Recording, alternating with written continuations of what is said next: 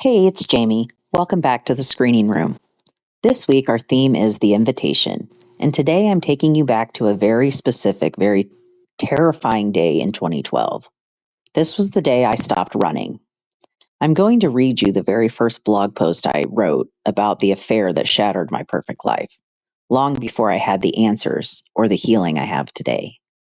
If you've ever felt like a scarlet letter was the only thing people saw when they looked at you, I hope this reminds you that the light isn't there to shame you.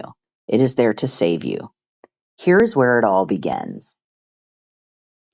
A friend reminded me of this verse when I told her I felt like I might wind up sharing a big part of my story with the blogging world. If anyone then knows the good they ought to do and doesn't do it, it is a sin for them. James 4:17. And then, as I contemplated writing something else, I heard it. A song came on. A song I haven't heard in, I kid you not, 7 years came on Joy FM and ended right around the time Chris and I got home from a date.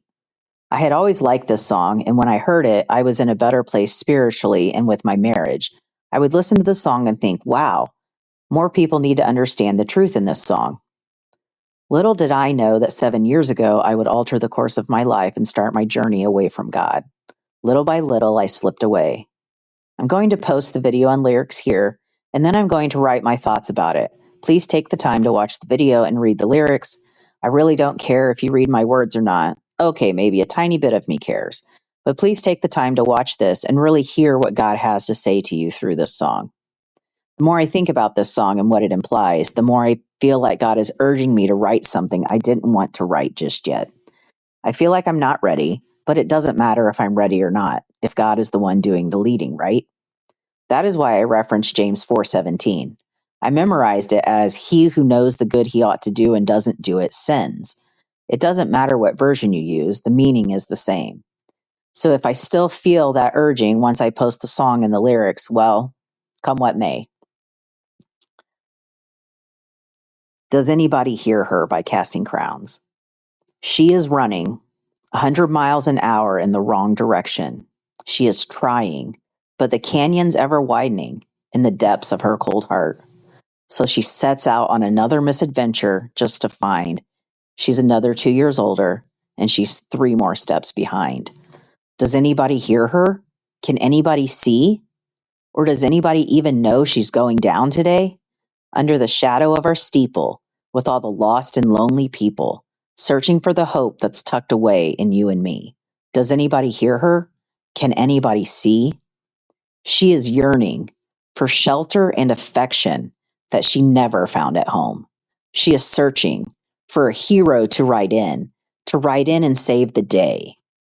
And in walks her Prince Charming, and he knows just what to say. Momentary lapse of reason, and she gives herself away. If judgment looms under every steeple, if lofty glances from lofty people can't see past her scarlet letter, and we never even met her. Does anybody hear her? Can anybody see? Or does anybody even know she's going down today? Under the shadow of our steeple, with all the lost and lonely people, searching for the hope that's tucked away in you and me. Does anybody hear her? Can anybody see? He is running 100 miles an hour in the wrong direction. There's so much that I love about this song, and the video was very moving. Did anyone else tear up at the end? Did anyone else relate to the song at all, either from the standpoint of the girl running, or perhaps from being one of those lofty people who can't see past someone's scarlet letter? I want to hear your answers, even if it is anonymously. You can reply to these questions without leaving your name, and no one, not even me, will know who you are.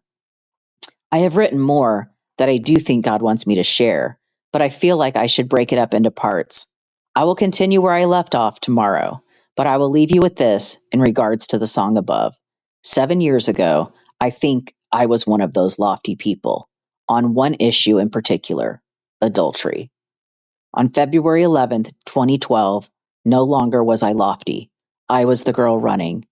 This song speaks directly to where I was just 7 months ago. That was me in 2012, trembling, raw, and finally standing still. Looking back, I can see that the song on the radio wasn't just a coincidence. It was a rescue mission. If you are listening to this today and you are carrying a secret that feels like it's suffocating you, please know that the ugly truth is a million times lighter than a beautiful lie. You don't have to run 100 miles an hour anymore. You can just stop. Thank you for sitting in the stillness with me today. I'll see you back here on Monday with a fresh look at the undoing. You are seen, you are heard, and you are worthy of the fight.